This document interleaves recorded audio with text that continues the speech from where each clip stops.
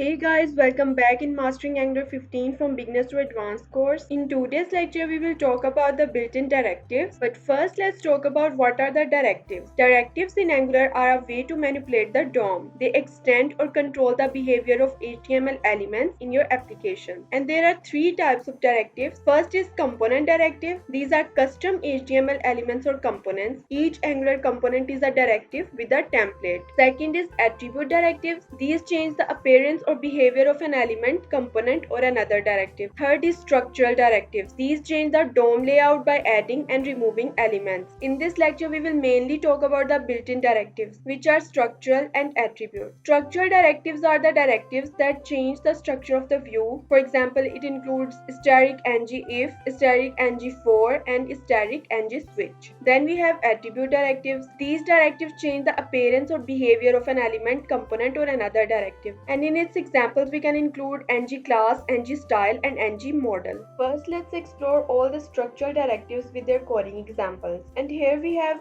static ng if. Static ng if is a structural directive that conditionally includes a template based on the value of an expression. And I am going to implement this ng if in our Angular application. Now, what I want to implement is that if a user is logged in, then we can show welcome message to him. But if the user is not logged in, then we can say that please log in first. And for that, I'm going to write this boolean variable is login. And for now, its value is false.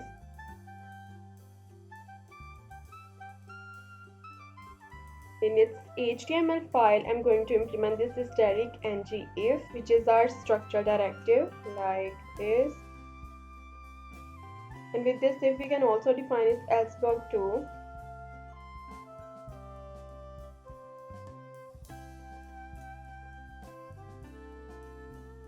And its else block will always be implemented in this ng template.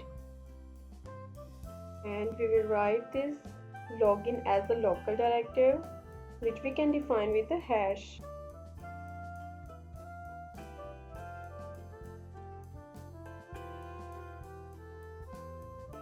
And this is the way we can define our ng structural directive.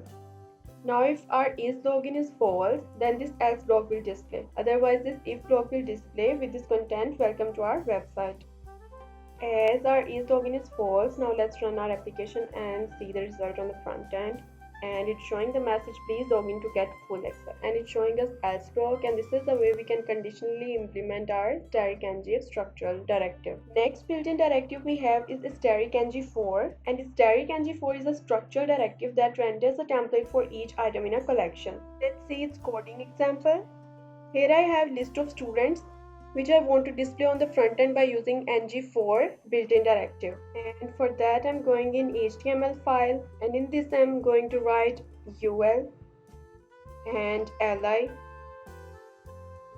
and in this li I'm going to write ng for, and in it let student of students,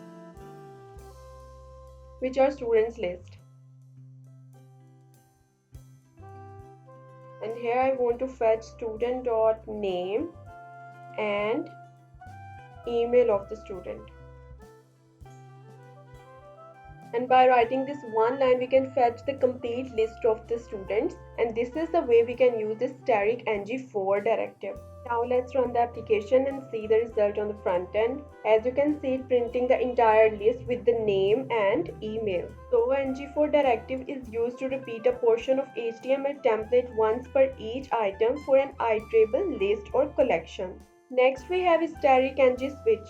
ng switch is a structural directive that displays one of several possible elements based on a conditional expression. Let's implement it. Now I have this students list. In this list we have different grades A, B, C to different students. Now if I want to display the message on the basis of grades of the students, then we can do this by static ng switch. And in this li I am going to define a span in which I am going to write ng switch directive, and on which value I want to implement this ng switch is student grade. Next, in this ng switch we need to define the ng switch cases. So I'm also defining these switch cases in spans. Static ng switch case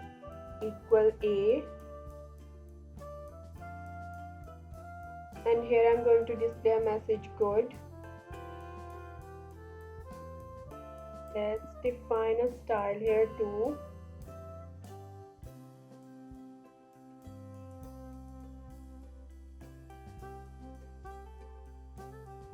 For case B, I'm going to define its color yellow, and for that I'm going to write the message average.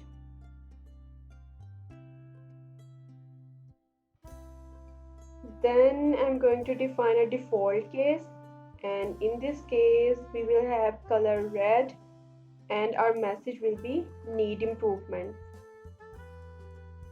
Now let's run the application and see the results on the front end. As you can see that ng-switch case directive defines the expressions to match. It renders every view that matches, and if there are no matches then the view with the ng-switch default directive is rendered. Next we will talk about attribute directives, and today we will discuss ng-style and ng-class attribute directives. ng-style directive allows you to set CSS style dynamically, and ng-class directive allows you to apply a CSS class dynamically. Now if I want to replace this style with ng style, then we can write it in this way, and in this ng style directive we will pass the object. Now if I want to implement the ng class, then first I'm going to define this class in CSS file, and then we will implement it here dynamically.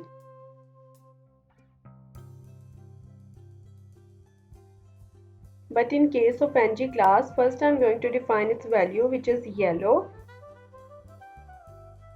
and then we will write its condition, on which condition it will show the yellow color, and that will be student.grade == B. And this is the way we can use our attribute directives.